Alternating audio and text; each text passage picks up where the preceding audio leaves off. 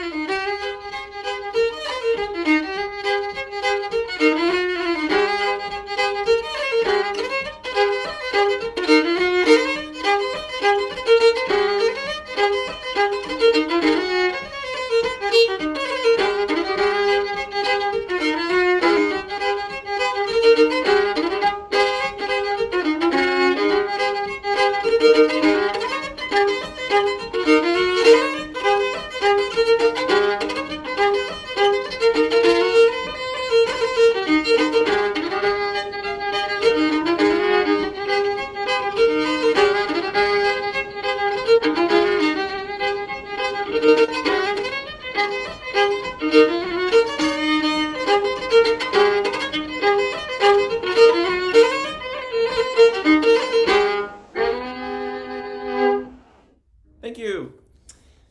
And looking forward to playing in the concert on Friday night as well, the Scottish Fiddle concert from 10 p.m. till 11. And my slow airs class will be um, Thursday. Forgot exactly what time, but it's on the schedule. And yeah, looking forward to it. Fiddle Hell's an amazing thing, so make sure you sign up. I've been telling all my students about it, and make sure you sign up and attend the sessions and attend as much as you can. It's all of it's worth it. Everything's great. Thanks, Dave, for having That's me again. cool. Can you give away like one trade secret? What's the secret to playing a slow air in such a beautiful way? Ooh, yeah. Well, making it sound interesting is the key. I mean, obviously the notes have to be there, and the technique has to be there, but making it sound like you're telling a story, not just playing, off the page. There's a lot that's not on the page of the written notes. So basically, when I teach a slow air, usually it's going to be it's probably one of the hardest things to teach at Fiddle Hell, because you only have a little bit of time, so you have to pick a tune that you can learn quickly, which I don't pick something that's so difficult that we're barely getting around the notes. So usually something that is not too hard that people can grasp and do some stylistic ornaments and things, but then also being able to figure out how to make their instrument tell the story of that specific air. That's great. Uh, Not so easy even to say, and probably a little harder to do. But I remember one of your sessions last year, and it was in that downstairs room, the very long one, and you were showing people just how to bring things to life, and they were getting it. That, Yeah, that's excellent. All right, thank you to Seán Heely. Um, Hang around if you like, or go off. And I think you have a concert later. not tonight, but I'm going to stick around. All That, right, cool. So next up, we have Julie Lyonn Lieberman. I think I listed her as both electric and eclectic because she's got coverage of all kinds of styles and got some wonderful books out. She runs Strings Without Boundaries, which has been around for a while and is findable, I bet, on the web. By the way, you can find out more about all these instructors, Julie, Seán, and the others, by going to fiddlehell.org and looking at the staff menu and find out all about them. You can also see their sessions that way. So let me turn it over to you, Julie. All right. Well, I like to call Fiddle Hell Fiddle Heaven because it is an amazing experience. And having just celebrated Strings Without Boundaries 25th anniversary online, I can tell you that putting something like this together is a year-round effort, and it's important to support this. Never take it for granted, because uh, Dave and his family have put enormous work into this, and it's really worth it. really worth it. And it's a great deal this year too. Get to be at home and get to take advantage of everything. All right, so I'm going to be doing 12 key practice based on my book of the same title, and also how to create your own backing tracks. I'll have the honor of performing in the looping concert, looping, with Andy Reiner and Rod Flax. If you're not familiar with the looper, I'll give a demo in a second, a very mild one. So I've got a lot to fit in here. I decided to play two short pieces that, well, one's total improvisation, but I'm going to actually demonstrate what takes place in both of my classes at the same time. How's that? So I'm going to do a share screen, and I'm going to show you a track I put together in a program called Band in a Box. So that'll be my backing track. And at the same time, I'm going to move through all 12 keys. So that's how I'll cover both of my sessions. Here is Band in a Box. And I sometimes have trouble getting behind Zoom. I'm going to bring it down a little bit. So the great thing about this program is that you can put chords in really easily, and you have choices of thousands of styles. And I am not exaggerating. So I took a blues style, and I just gave myself a couple measures in each key. So here goes.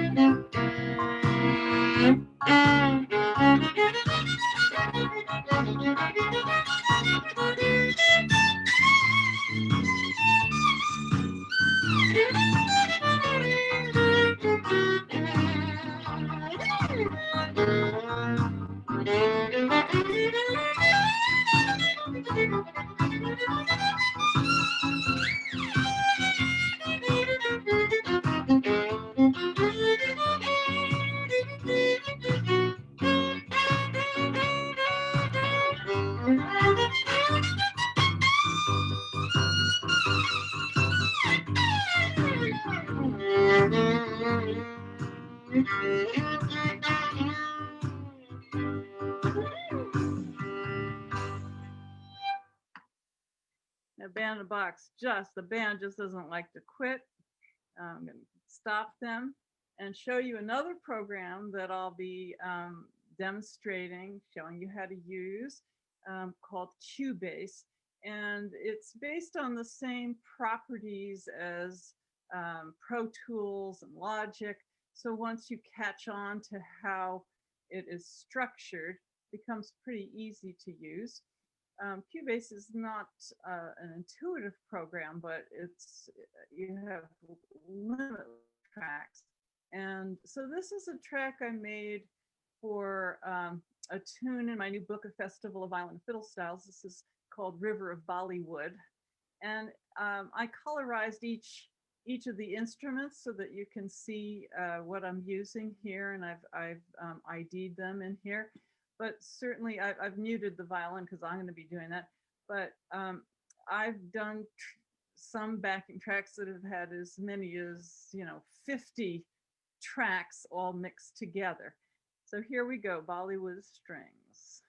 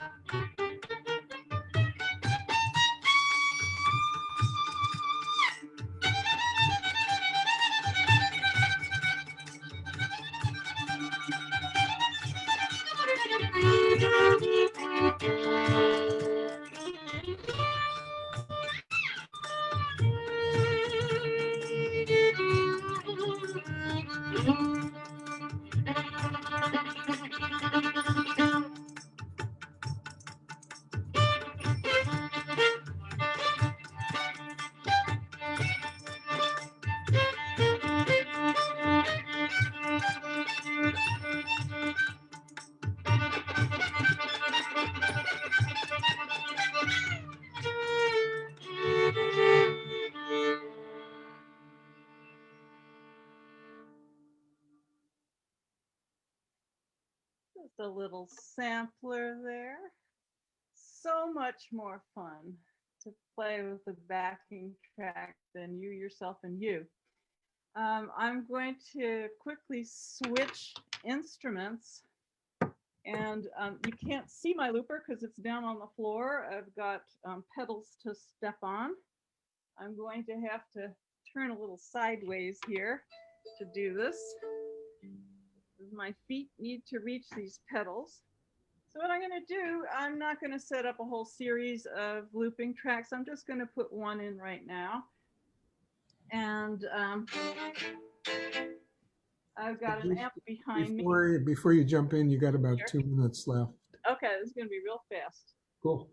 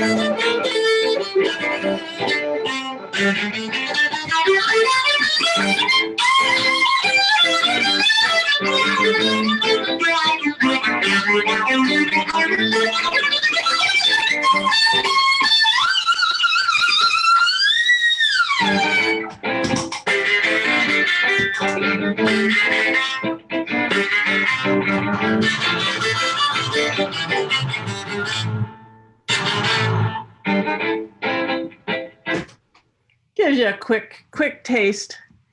Thank you all. Thank you, Dave. Sign up for Fiddle Hell. It's awesome. Cool. Thank you so much, Julie. You're welcome. Lyonn Lieberman.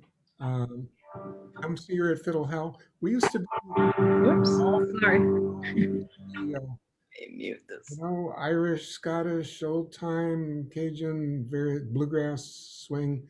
And the last couple of years, we've been kind of amping it up a bit, so to speak, in terms of electric players and looping. We'll have Christian House there as well, and Tracy Silverman, which is just great. Now, I saw that miraculously on screen appeared Bruce Molsky. So Bruce is a wonderful old-time player, whether it's picking up a fiddle or a banjo or a guitar or singing. And I think he's been at Fiddle Hell for maybe the last 5 years. I hope that's about right, Bruce. And I'd love for you to play us a little bit, talk about your sessions, and say a few words about Fiddle Hell. Sure. Happy to be here with everybody. I think you're right, Dave. I think it's been about 5 years that I've been coming to Fiddle Hell, and the depth and breadth of the music that's available there is kind of mind-numbing, and I'm happy to be able to present one small sliver of it, but it's cracking me up to see. I feel like a sandwich between classical music and Julie and her improvisational jazz, and Mitch Reed coming up, and just everything. But yeah, the music that I do is primarily old time American mountain music, and I'm going to be presenting 3 workshops and part of a round robin concert, and I was kind of laughing at the idea that poor Robin's going to have to fly a long distance to get from each one of us to the other. We won't be sitting next to each other on stage, but much as we are up against it as far as having to stay home a lot, there's a lot to be gained by being online these days, and you can be as close to the teacher as you want, and you can focus, and you don't have to think so hard about what's going on around you, and yet you can still feel part of this community, which I certainly do. So, I'm gonna be teaching a workshop on fiddle, and with kind of an emphasis on the bow, and we're gonna be looking at probably a couple of tunes during the hour. That's Friday at 2:30, and the bow. I joke about the bow being your drumstick, and we're gonna kind of dig deep into that. And of course, some of what makes the American fiddle kind of style, the old time fiddle style, unique, is the influence of West African music and West Indian music, and the rhythms and the tonalities that come with it. And it's a beautiful confluence that we're, as musicians, we're always the one to cross the cultural barriers, and I'm happy to be in that club. And so yeah, let me just start by playing you a tune. This was collected by Mike Seeger on the first road trip that he ever went on, which was about 1.5 miles down the road from his house. And he met an old gentleman, African-American gentleman named Will Adams, who hadn't played in years, recorded a bunch of things for him, and including this tune, which Mike said he called it "Tie Your Dog, Sally Gal."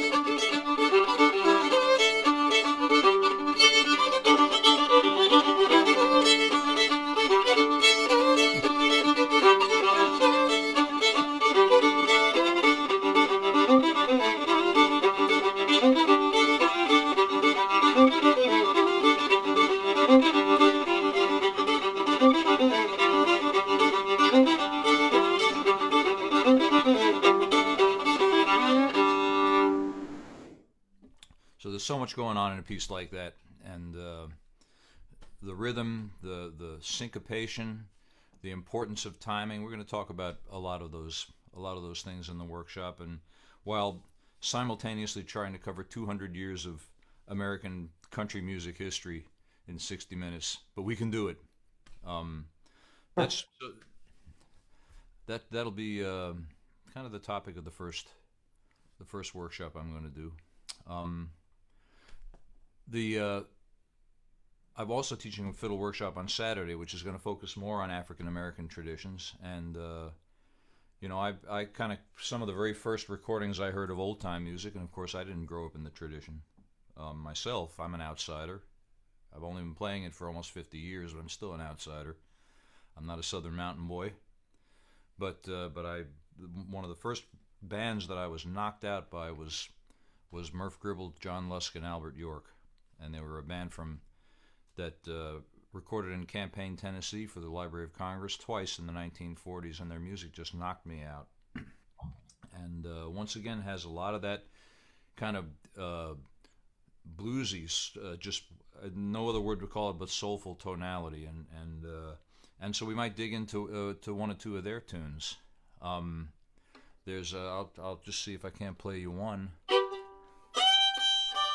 This was on a cassette that somebody gave me, an unlabeled cassette, and it took me 2 years to find out what was on there.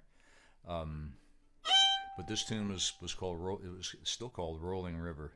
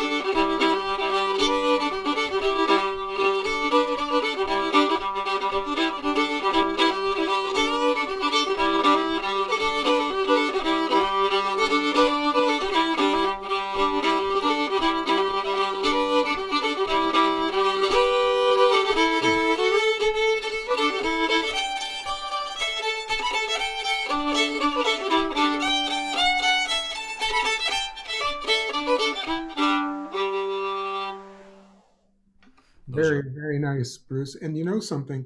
We have virtual exhibitors at Fiddle Hell, mhm. and one of them is the string band Gribble, Lusk, and York. It just happens because Henry wrote about them. There have been other articles about them, and I thought I'd put them in as a Oh, virtual exhibit. that's wonderful. Well, if you can, if anybody out there has the old collection of the old time Herald magazines, and this is going back quite a few years, but if you kept the print versions like I have, there's a beautiful article written by Stu Jameson of the Library of Congress, who was one of the people that ran that session about the whole just the whole event, and it was a big event in the community, and something to be learned from the fact that these three black gentlemen got to walk in and record in a store that they would not have been allowed to walk into any other day of the week, and it was a big thing, and the whole community came out, and if you listen to the recordings, you can hear that energy in the room, and it's just a beautiful example of music. Great. Just music doing what it's supposed to do, and yeah. There's a lot, you can find a lot of their music on the web.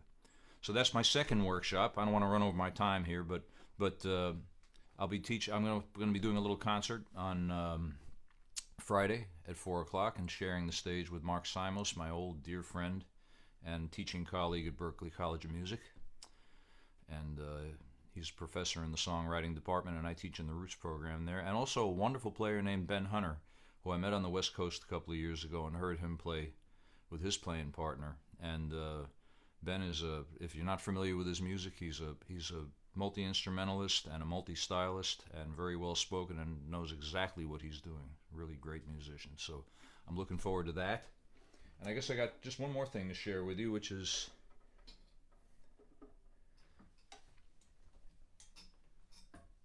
this thing. I play clawhammer style banjo, and we're going to have a workshop on Sunday at 1 for that. Going to try and cover a couple of tunes in the old downpick style.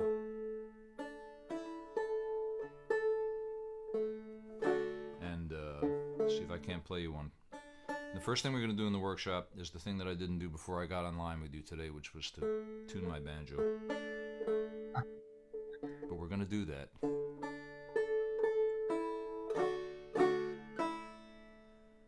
So as I say, if you're not familiar with clawhammer style banjo, it's not bluegrass banjo. It's not played with finger picks.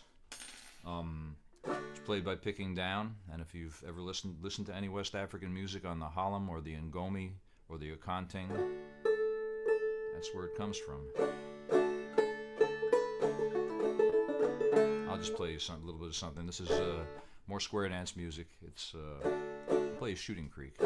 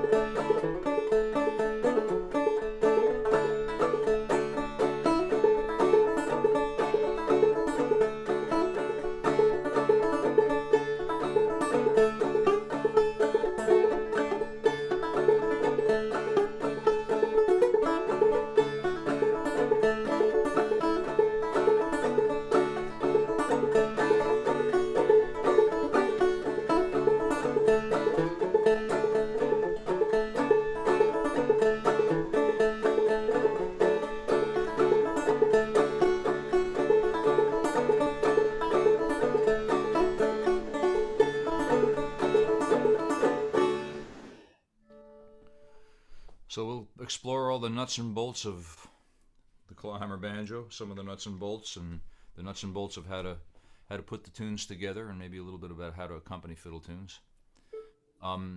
If you have any questions about the things that I'm teaching in particular, please don't hesitate to find me on my website, just brucemolsky.com.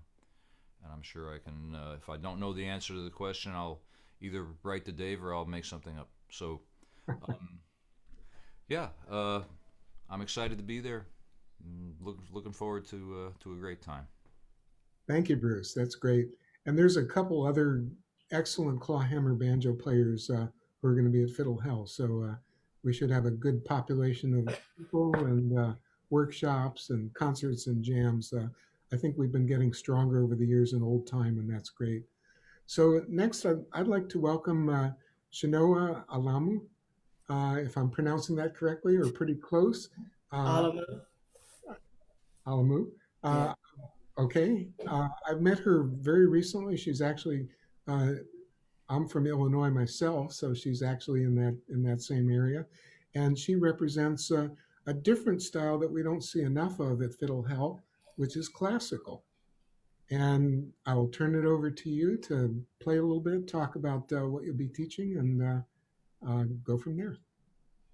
Hi, everyone. As Dave said, my name is Chenoa Alamu, and I am a first timer to Fiddle Hell, thanks to a mutual colleague that he and I both share. And I am so honored to be here. I don't take the ability to play fiddle music and Irish music and bluegrass and banjo. I've been able to dip my toe in those styles just briefly. So I'm grateful to be here among you guys. And as he said, I represent the classical music genre. And I will be teaching 2 workshops, actually, parts 1 and 2 of Black classical composers and musicians. Unbeknownst to many people, particularly mainstream society, African Americans do have a very real history in the genre of classical music. Two people in particular who I will be discussing are George Bridgetower and Joseph Bologna, and both of them, George Bridgetower in particular, was quite influential in the career of Beethoven. And I know a lot of people pretty much know who Beethoven is, but I'm going to talk about George Bridgetower and his role in one particular piece that is now famous amongst Beethoven's repertoire. And then as well, Joseph Bologna, he and Mozart kind of had a love-hate relationship. And so you'll have to attend at least part 2 of my workshops in order to get more of that story. But without further ado, I am a Suzuki kid. I was started violin at the age of 3 through the Suzuki violin method. And so I will be playing one of those pieces that I learned as a child in book 4. There are 10 books in all, but I will be playing a piece out of book 4, which is the Concerto number 5 in D major by Seitz.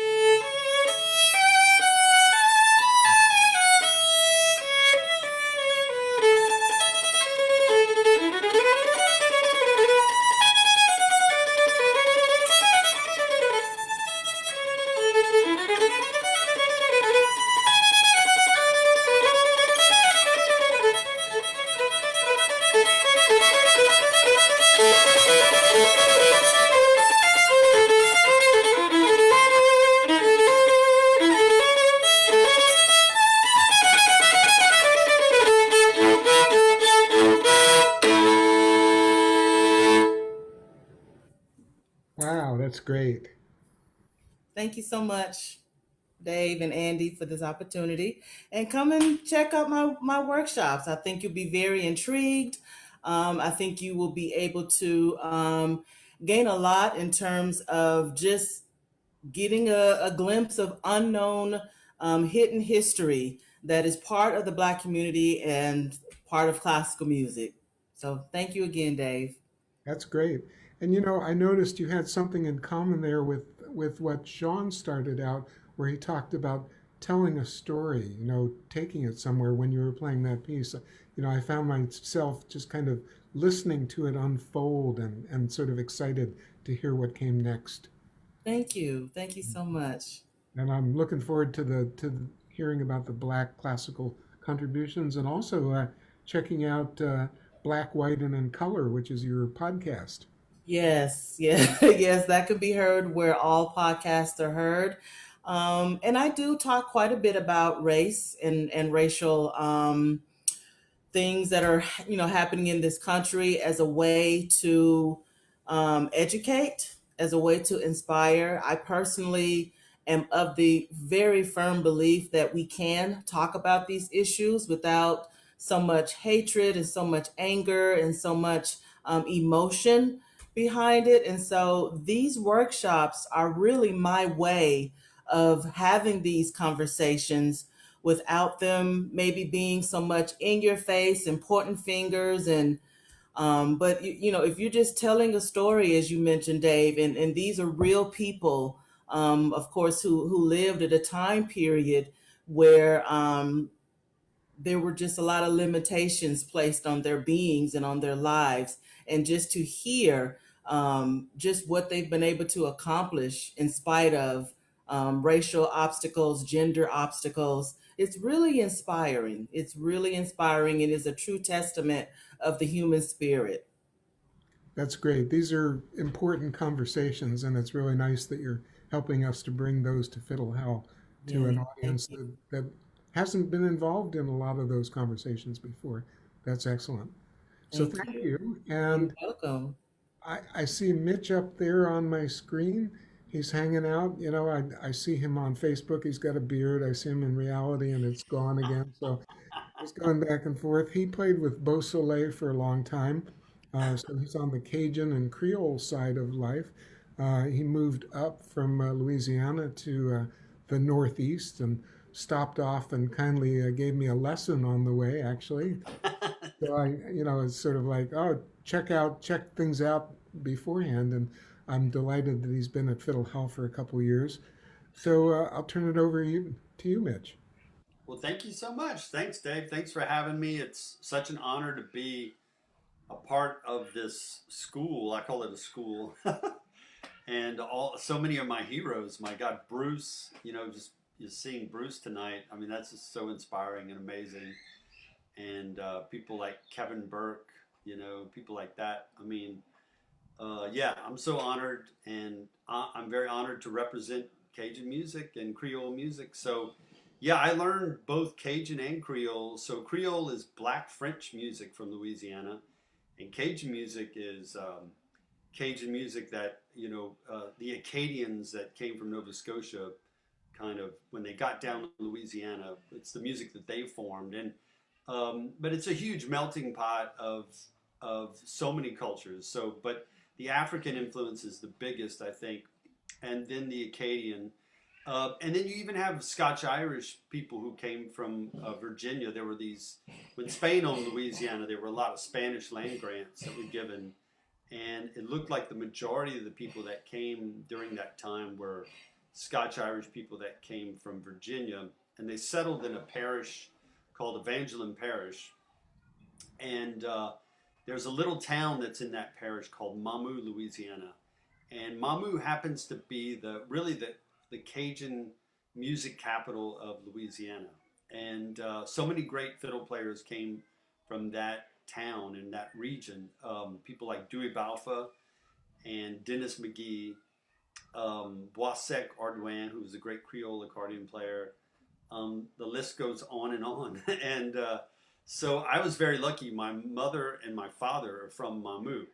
And I grew up in Lafayette, but we would go to Mamu, every weekend we were there. And so I drank a lot of the water from there. And it's an amazing place. It's a special place. And my uncle was Reuben Reed, he was kind of like the spokesperson for the Cajuns and the Creoles.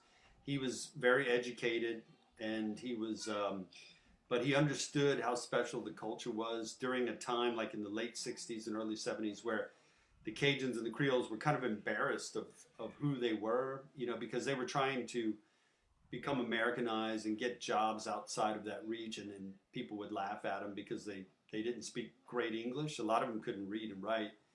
And they were teased, because they ate weird food and things like that. So Reuben was great about giving or teaching the Cajuns and the Creoles that you have to have a lot of pride in what you are and where you come from. And so he was a big part too of an influence on me. But I also came from a family of storytellers. So all my uncles, my mother's brothers, they were all these amazing storytellers. So I'll be teaching the storytelling, or I'll be doing the storytelling session with a friend of mine who's actually from Maine. So he's going to tell some Maine stories, and I'll be telling some Cajun and Creole stories. But I'll also be teaching a Creole fiddle class. So why don't I play a Creole tune, and then I'll play a Cajun tune, maybe just to show you all the difference between the two. Great. So the Creoles and the Cajuns play a lot of the same tunes. It's just that the Creole versions of the tunes are a little bit more bluesy, maybe a little bit more syncopated. So this is a tune called Tikkanai. So most of the tunes are in French, and the titles are in French. So Tikkanai means little sly one. So it goes like this.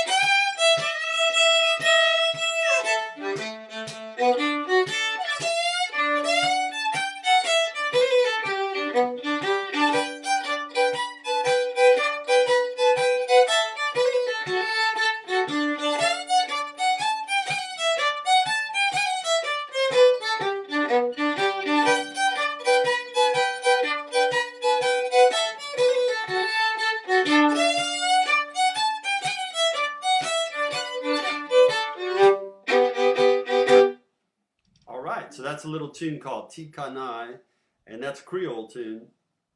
I'll also be teaching a tune, a Beausoleil tune. So I was a member of Beausoleil for 11 years, and I traveled around with Michael Doucet for a long time, and good friends with Michael Doucet. And Michael had a huge influence on me and my fiddle playing when I was a kid. My father is a Cajun accordion player, and we used to go to this restaurant where all the greatest bands would play, and it was a funny place. It was called Mulots. It was in Breaux Bridge, Louisiana, and you would go and get a bowl of gumbo and some fried shrimp or catfish, and you would hear all the greatest players. So Dewey Balfa played there, Ken Ray and Boissec played there, and Beausoleil played there on Thursday nights, and we would go hear Michael Doucet and Beausoleil. And I was about maybe 13 or 14 at the time, and just, watching Mike play was amazing. And it was a huge influence because the Cajun fiddle was really dying out. It was more, Cajun accordion was taking over. And there were bands they were starting to have bands with no fiddle. It was just accordion, drums, bass, and guitar. And so, you know, he came along and he influenced this whole new wave of young fiddle players. So I'll play a Beausoleil tune. So this is a Cajun tune that Michael played by Beausoleil. So it goes like this.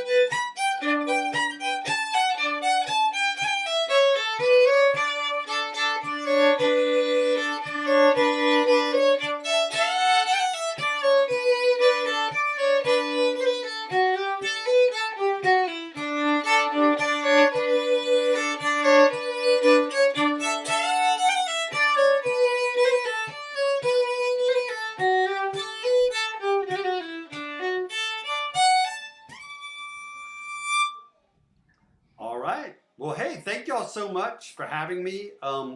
Look forward to y'all, you know, signing up for some of my classes. I'm going to do a thing on Cajun bowing. I'm going to do a real easy Cajun song. So if you're new to Cajun music, never played it before, come check it out.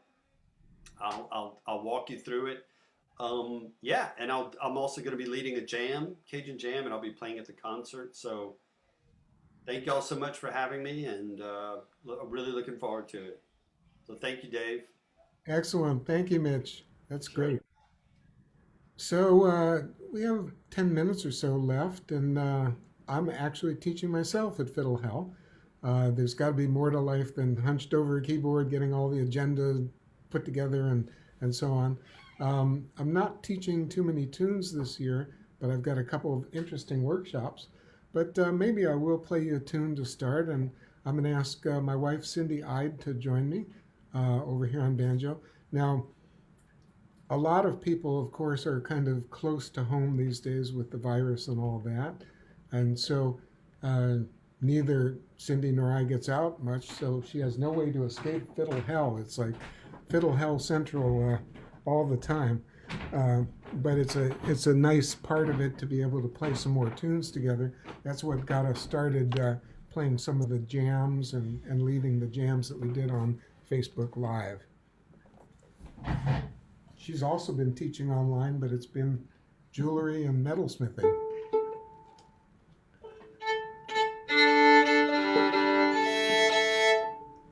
Sorry, this was in tune an hour ago.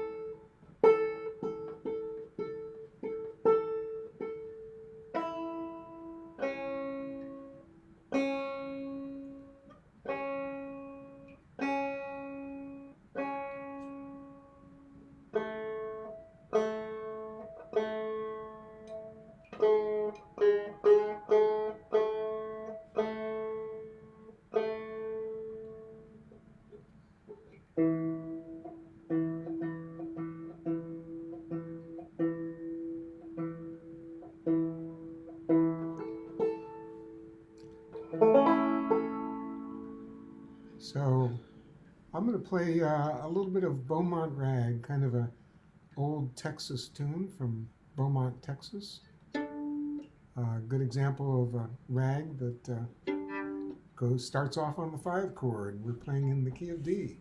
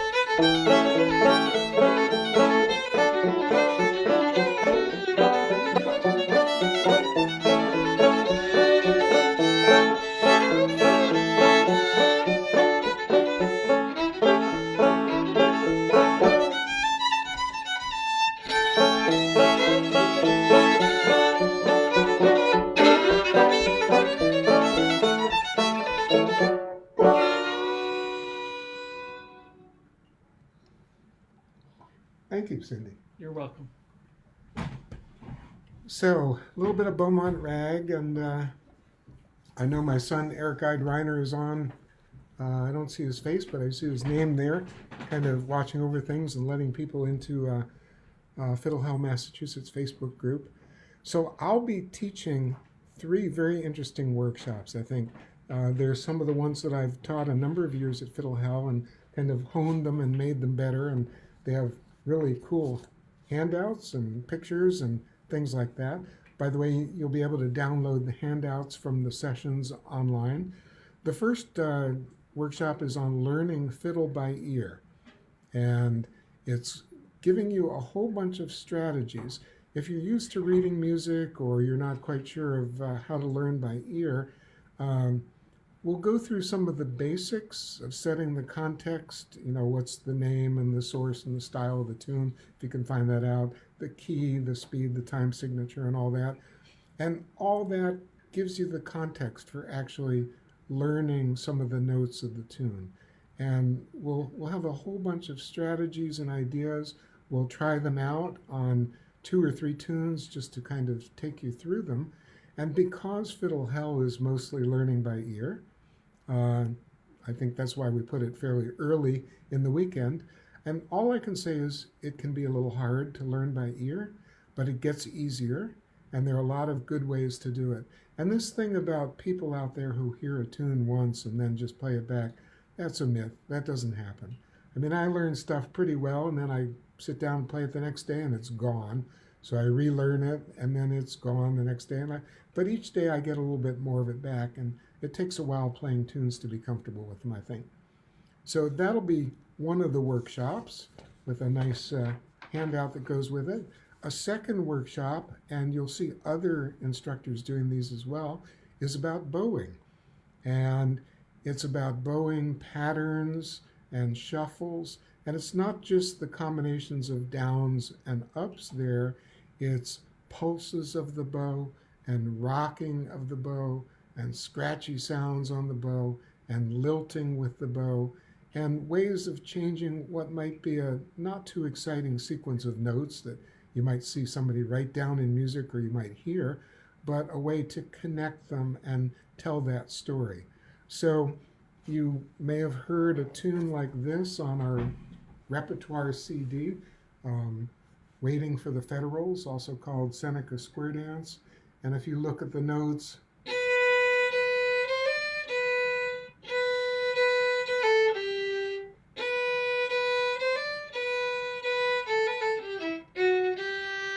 so that's not very exciting.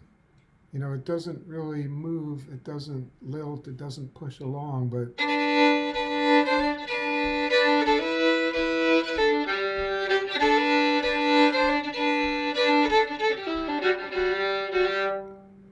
and changing into is a lot of work with the bow, a little bit of stuff on the left hand too. So we'll talk about some common names of patterns, and I've got a nice handout that I put together with my son Andy Reiner we'll talk about saw stroke and Nashville shuffle and Georgia shuffle and various other things like that. We will even get into Irish, although it's a little hard to compete with the likes of Kevin Burke, who's got a bunch of sessions there. And in Irish playing, when you think of the beginning of Made Behind the Bar, also known as Judy's Rio, 8 notes, not exciting. But what if you pair them up a little bit across the beat?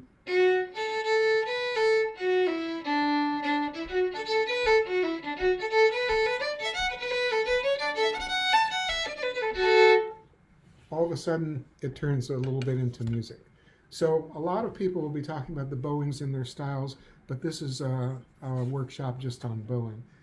Then many fiddle players especially seem to think that they're there to play melody. But in fact, there's this thing called harmony with chords there.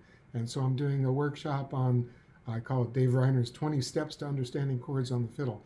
So it took me about, I'd say 8 or 9 years to learn all this. And I can condense it down into an hour pretty easily. So that'll save you a little time. Of course, if you already played guitar or maybe banjo or mandolin or other instruments that have lots of chords, you may know all this. But we'll think about building chords from scales. We'll think about numbering systems. We'll take a couple tunes and kind of understand the chords. You'll have, I hope, a couple of interesting breakthroughs on chording along and how chords work across different keys. And we will also talk about the house, the yard, and the evil forest, otherwise known to people as the 1 chord, the 4 chord, and the 5 chord. We'll even talk about the people who live in the 5 chord in the forest and where their forest is. So that'll be a way to change just numbers into something that's a little bit more meaningful. So that'll be the third workshop. Oh yeah, you can probably even see the home, the yard, and the woods there on the handout, and we'll talk about what that actually means. So again, there are 220 sessions at Fiddle Hell, 35 concerts, 35 jams, 160 workshops from over 100 staff members. A lot of them were already kind of booked for Fiddle Hell. Even though we had to cut down the aggregate number of sessions, we still wanted to keep everybody there, a way to connect with their students, with their fans, with their musical friends. So it'll be really a set of different styles on different instruments. It'll be fun. It'll be supportive. And of course, you could go from 10 a.m. till 11 p.m. 4 days in a row if you want and not get too much sleep. But realize that you can also replay all of these sessions for 3 months afterwards. We have an event platform called Huva. You get an account there that gets you to the agenda, it gets you to the Zoom sessions. There's community there, selling instruments, post a picture of your pet, have a good time with all that. And I'll just close by saying, if you sign up by midnight tonight, you're entered in a drawing. I think we're going to have one more drawing for the people who have registered early, just to convince people a little bit. But it's a great idea to sign up, fiddlehell.org. Tell your friends, your musical buddies, your family, and we look forward to jamming with you and teaching and just having a great time. I would also like to thank again these other 5 instructors who gave of their time and came on: Seán Heely, Lyonn Lieberman, Bruce Molsky, Chenoa Alamu, Mitch Reed, and we're going to do this again the next 3 Sundays. So this was number 1, but 2, 3, and 4 are coming along. So you get a little preview of some of the instructors, hear them talk about what they're doing. So thanks to everybody. We'll sign off now and say good night to you all. Stay safe out there.